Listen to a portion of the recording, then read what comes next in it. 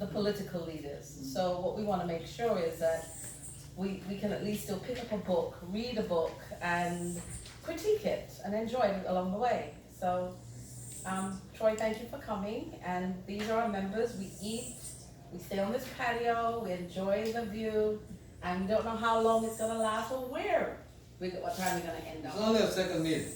Yeah, right? And they're great. We love them. All right, so everyone, Troy Johnson, thank you for being here. My pleasure, my pleasure. I'd like to make a comment about the author herself.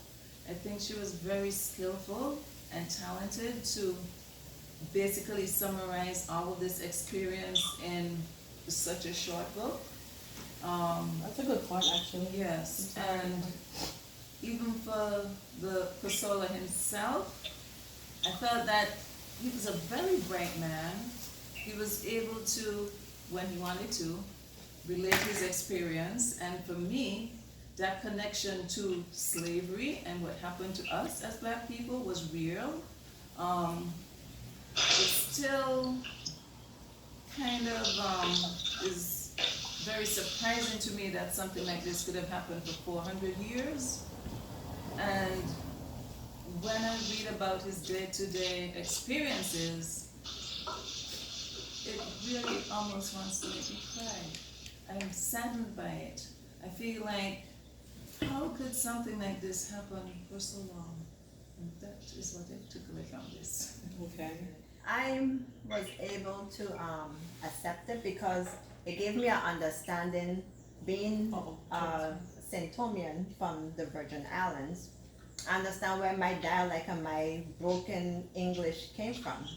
Because with reading it, I understood some of the words that he said where it wasn't said in proper English. Mm-hmm. I understood then. Okay, so that's why I don't talk with the English grammar, in the English tongue. And it's because my ancestors came from Africa, and this is the way that they spoke. And with them bringing us from their hair, we kept that part of it. That's interesting. Yeah, so I was able to relate, and it gave me a better understanding of why I speak the way I speak. Wow. Started and restarted a couple of times. What was that doing to you? What was happening? I started reading it and I put it down, and then I picked it up again. And so he says, "You gonna read the book?" And I'm like, "Yeah, I'm trying to read it." And I started it, and like I was having a little bit of problems with it, and I'm like, it's maybe it's a little bit too real for me. And I'm like, so I put it down, and I'm like, I'm gonna start it again. At first, it was real. It was touching when she was giving the background of, and it was really moving. I have ancestors who came through the Gullah Islands in South Carolina, and they speak very much the patois and the broken English, and it took years, for us to get to this point now where we're speaking, standard English, but I almost wished I could speak, or Zora could speak his language, and let him really tell the story in his native tongue. I still feel like this. We're still, he spoke it, but he was still speaking it in a tongue that was not his tongue. And so we were saying that he used his words. He used the words that the Americans gave him, that the slavers gave him. And I almost wish, that I could speak his native tongue and have him tell the story in his native tongue and have Zora understand. And then maybe. But it was a really, really touching story. I felt a lot of empathy and a lot of sympathy. I felt really, really bad about the history of our people, because the stories that we hear are, of course, the stories that come down through our history books. And they speak about the white men enslaving the Black people of Africa. They really don't talk about the fact that the Black people of Africa enslaved each other and participated highly in this trade. highly. And so you really don't get that perspective. And this was really one of the first books that I read that talked about that perspective, about how active we are. And I told my husband, and the reality of it is, we as black people, whether we are here as born African Americans or Africans coming to America, we still have that mentality that we must enslave and in some way hold each other back. And that's a reality. And it is really, really sad. And that book just highlights to me where it all started. I watched him being dumbed down, even as he later on going to be another question. So his voice for me was very important because as I felt his pain, as his kids died, as his wife died, and he was like emotional. He didn't have a lot of emotion. True. You know, he was just like, this is what happened and this is what I gotta live with and that's it. And that's a consequence of what his ancestors did. You think he had more emotions? Yeah, but I think he was hardened to it, and he just accepted now because of all the tragedy that happened. There is acceptance. I'll accept that there was acceptance. There's actually He was more of an acceptance, but what was really interesting is that the author didn't push him at all. That was the beautiful thing about it. I like that. I love that. She gave him space, and Yeah. she allowed him, even when he has time, she sort of like created a relationship, a bond that was formed by her giving him his space and There was being able to trust. just come every now and again and bring things with him, and she knew that he actually appreciated it, even though he didn't always say like thank you, whatever, but she could tell that there was some sort of like connection there. There was definitely a connection because at the end, remember, what we know to be the end of the book is she bought him peaches. He bought her peaches, and they shared that. That was a lot of love right there. She'd gotten to him, but I don't want to get there yet, right? I just want to go back to how the book begins, because I think what Hurston was trying to say to us, she was giving us an explanation as to what she was trying to bring about in exploring this. And for me, when we talk about our history, we're always saying how the white man perpetrated this wrong against us, and then we get through his eyes, this is a young guy living a normal life according to his culture, and when, according to tradition, after they had a war, he was captured and then ended up in slavery because these brothers had gone over to sail the ship after they weren't supposed to, right? It was an illegal sail, right? Yeah. Yeah, I'm trying to remember. I haven't refreshed myself in the book because I didn't get a chance to. So, but how do people feel when they read our culpability in our own enslavement? I'll go with two reactions. The first time I got to St. Thomas and I was teaching at St. Peter and Paul. And like Barracoon, like his... When you say Peter and Paul, just say to her you were St. Peter. teaching. No, she's in Amsterdam, so that doesn't mean anything to her. Oh yeah. Yes. or me. And so at Oh, you. Sorry, Troy. at St. Peter and Paul, Catholic school. it's Catholic school. I ran Secondary into- school, college? High school. Okay. High school. Is it only high school? Entry and back. Secondary school, you mean? Secondary high, right? Yes. A secondary school for you, yeah. Yeah. And so I ran into a student with the last. So he was a teacher there. Sorry. I ran into a student with the last name of Muya. And Muya, M-U-I-A. And automatically I thought African. Original name. Something I don't have. And for a very long time, I think that's one of the disadvantages, one of the biggest negatives of being enslaved. Not just losing your culture, but your name, an association, a link back to where you actually came from. And not talk about 23andMe or Ancestry and trying to find, rather going back, you now have a name. And it stuck with me for a very, very long time that here's one young man that I actually ran into that seemed, Triggered in that. my mind, has his own name. The second reaction I have to it is a reaction that is somewhat illogical. I have no desire to go there. None. You have no desire No desire. to go to Africa? I have no desire to go to Africa. Because, Why? because 54 countries, and I can't give it a number now, who were involved with the Did slave you just say trade. it's the 4 countries? Is that what you just said? No, I said there are 54 now 52. because it's actually 54 because Sudan is now split into Oh, South that's Sudan. true, very recently. And so That's good all the knowledge. number of Western states that were involved with the slave trade, I have not heard anything come from any of them to apologize for any of their culpability. To this point, I've not read, I've not seen, as a comedian said, if you have Americans any place, they will send a boat, they'll do whatever. He's American, let's get him. And he says, not even a dinghy? Not even one try to say, let's find somebody? My third point is, I'm so sorry. You mean the Africans never sent out? I've never heard for anything out ourselves? of Africa saying we were just as guilty. I've seen people gone to Senegal. I've seen even our previous president.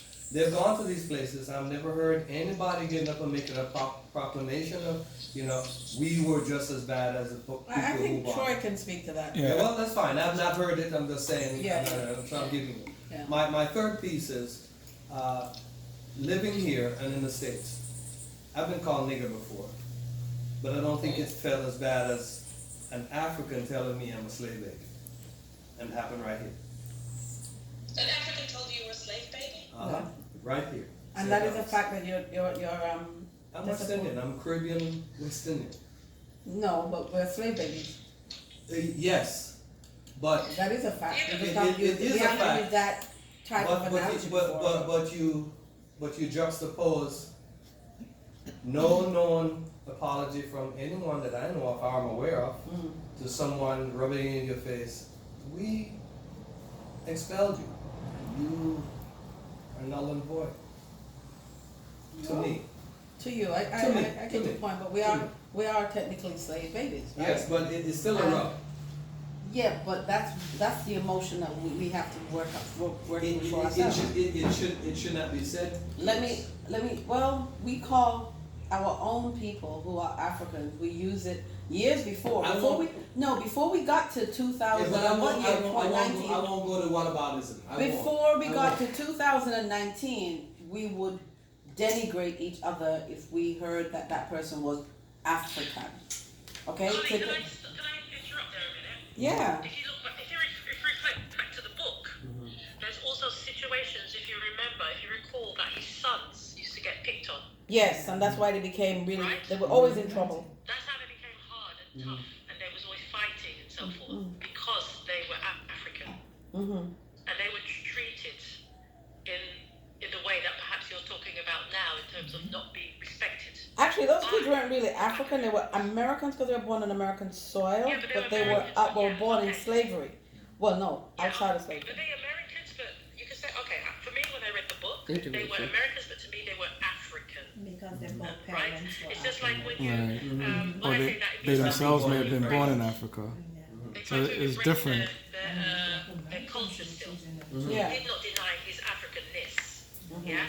Whereas, just like in Europe, you have different types of people. Like, for instance, you have many years ago, people were not embracing their Africanness. They Correct. wanted to be European, Correct. right? So, what I'm saying about that, those people that embraced the Europeanness, they were doing the Western things. Now there's a reverse within Europe that everyone is African. Everyone is quite, not everyone, but the majority of people are proud to be African now. Yeah? And then you have another level where the Africans themselves, the ones from Africa, see themselves as educators to the non-Africans. Mm-hmm. And I use my friends also to ask their experiences of what it's like, and they teach me about their culture. And so when you say about, it works both ways. That's basically what I'm saying. It works both ways. In Europe, we were denying being African. We looked at Africans like, who are these people? You know, and that's also to do with the tabloid, to do with the newspapers, to do with what you saw on TV. But now, that's changing. Our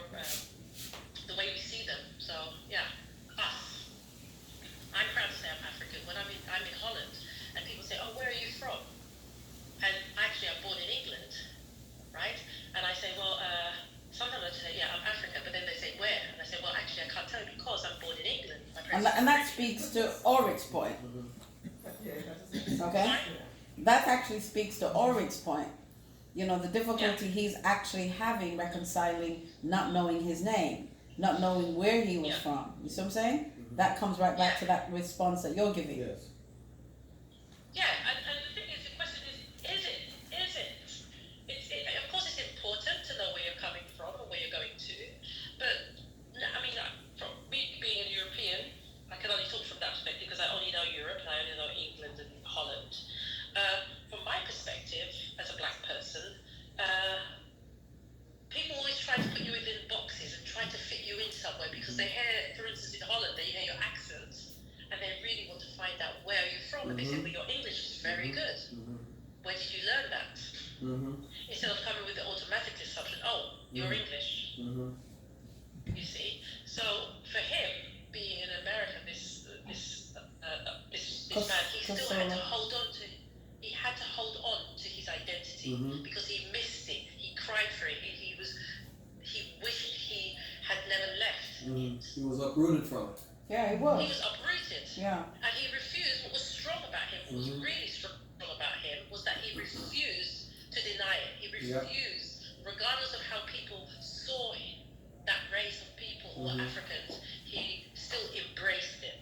Well, that's why we got to this point, because after they were freed, they actually went and created their own township.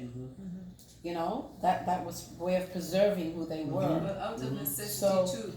Yeah, well, no one's going to help them, but Part and part, Exactly. yes. you know. Yeah. But they could have left, like some people. They went south and did other things, but they stayed right there. One of the things, just to speak back to what I'm just piggybacking on what you said earlier. I'll give you my personal experience in Africa. First of all, I'll give you my personal experience in college in England, right? One of the things is that because you're in an international setting, you would see students and you would know they were Nigerian, South African, wherever they were from, but you didn't necessarily embrace them. They were just another set of Africans, right? When I went to Africa for the first time, it blew my mind. Why? Which country? The first African country I went to was the Gambia. Was it Nigeria? People are big on that. Probably the Gambia, right? Well, Gambia is close to England. There's a relationship and it's a commonwealth. So the first thing I noticed, I mean, I'm used to black people because I grew up in the Caribbean, but what I noticed was their willingness to embrace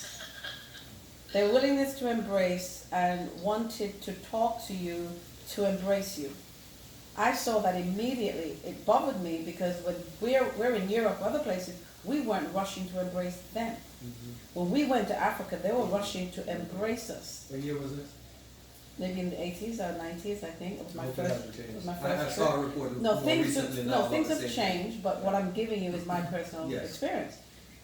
And one of the things they always asked you, and that made you empty, sad, cried, is who's your family? They always ask you that.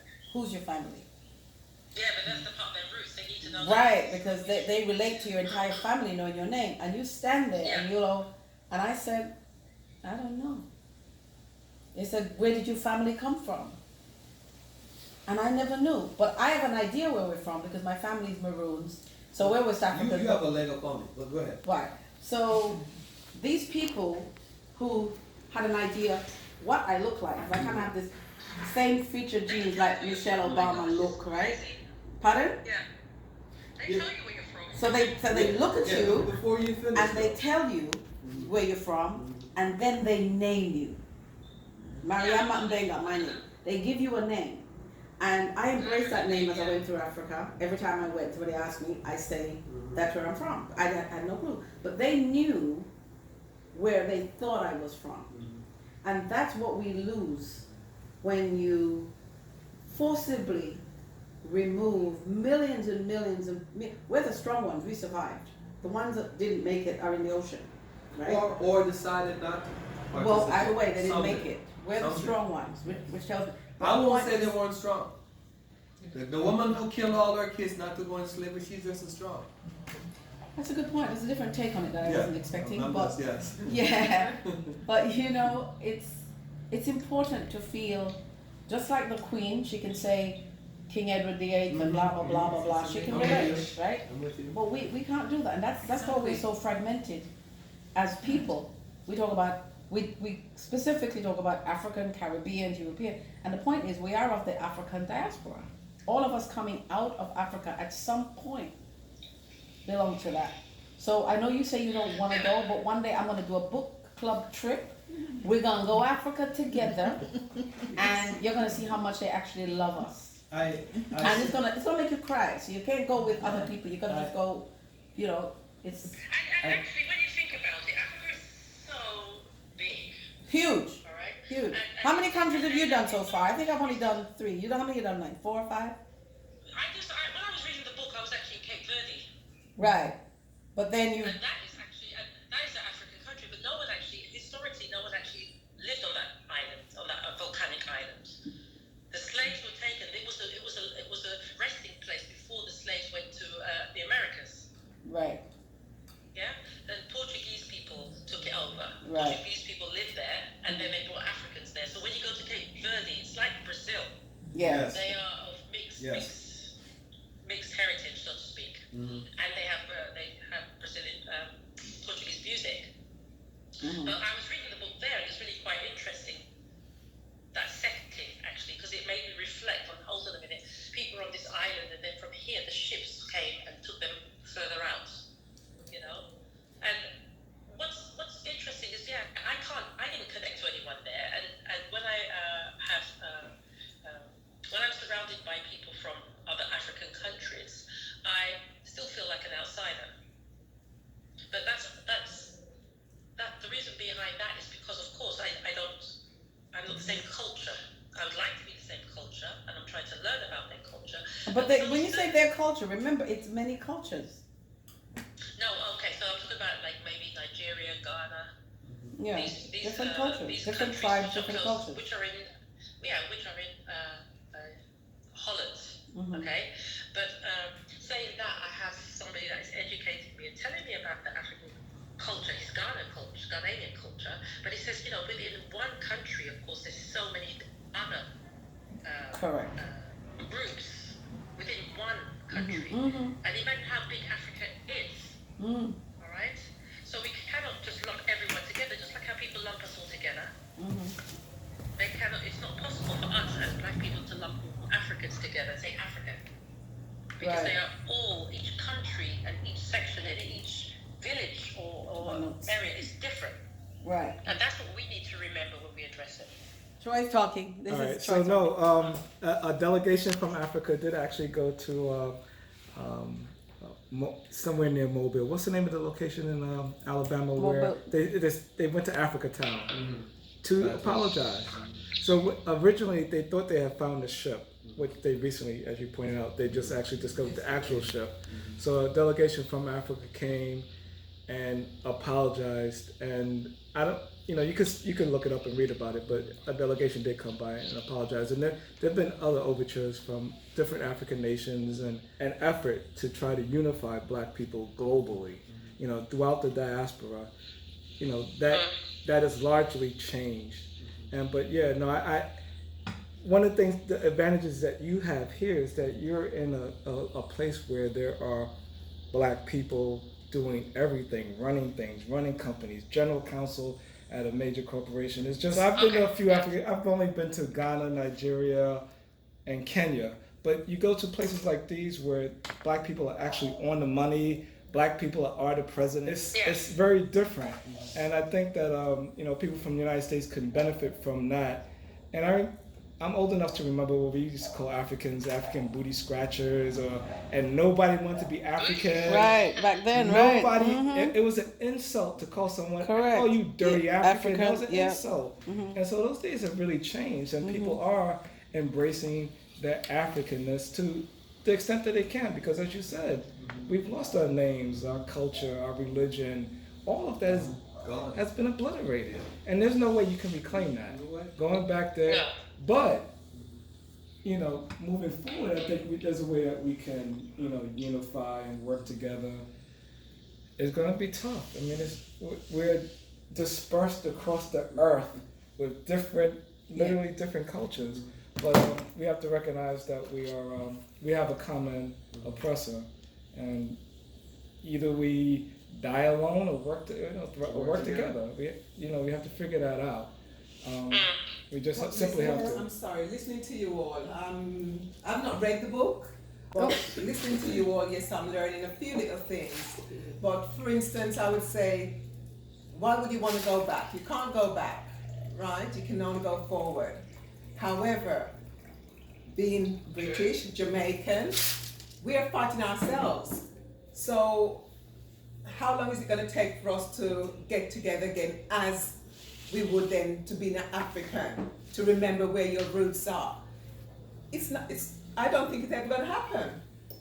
You can read and you can learn your past, but you can't, your future is, it's not there. Yeah, so with that attitude, no, it won't happen. But I think increasingly younger people even are becoming more citizens of the world as opposed to being defined by their religion or their political party or even their nationality. And that I think that sentiment will spread, particularly as people are unified with, I hate social media, but one thing that social media does do is it brings people together who wouldn't otherwise be brought together. And because of that, they're going to recognize that we have commonalities. We have a past, yes, but I think religion is going to be much stronger, such like they're turning to being Muslim and things like that, rather than trying to embrace that they're Africans and to know their identity. That's where I would go. So Africa is a continent, and we don't want to say, I just say people of African descent or black people, and because once you start talking about Africa, then you start getting into there's 52, 54 countries and we're all different, and even the countries themselves are arbitrary. They were just, what was this? They were just arbitrary borders that had nothing to do with the people who lived there. Yeah. So the countries. Sudan was the last place that they split because the guy who lost his seat now was so brutal to his people. Who was that? They just dethroned him. It's a military that's holding place now.